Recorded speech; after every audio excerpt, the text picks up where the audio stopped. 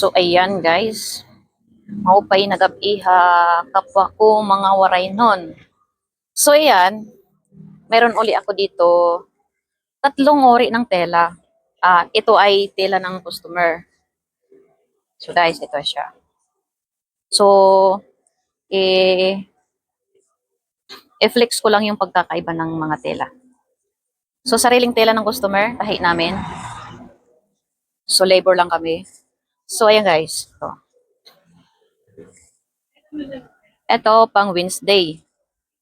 Pang Wednesday uniform ng pambabae.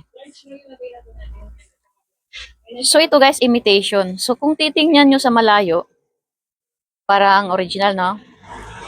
Pero,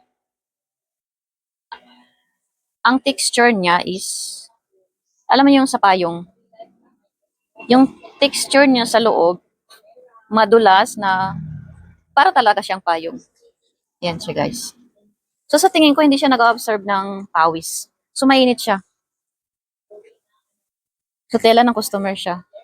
So, pag titingnan mo siyang ganyan, sa malayo, okay lang.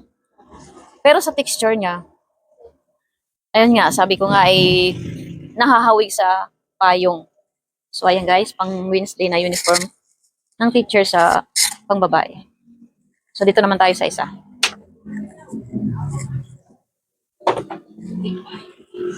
So, ayan guys, no? Medyo light siya. So, imitation din. Tela ng customer. So, ang tela niya is, kung familiar kayo sa pang-estudyante na pitch twill, pero malambot siya guys, malambot. Para siyang cotton. Siguro hindi siya sa pawis. Nag-absorb siya sa pawis. So, ayan siya guys. Ayan, may bulsa ulit. So, malambot siya. Imitation din siya guys. Tela ng customer. So, pang Wednesday yan siya.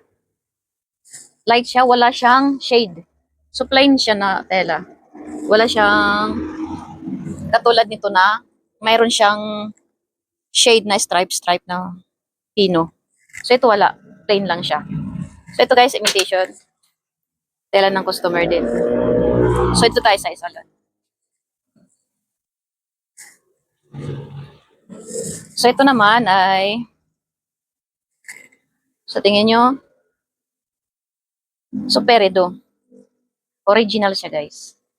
Original na tela from Peredo. Malambot na mayroon siyang parang himulmol na, ayun, parang siyang himulmulin. Makapal ang tela niya na malambot.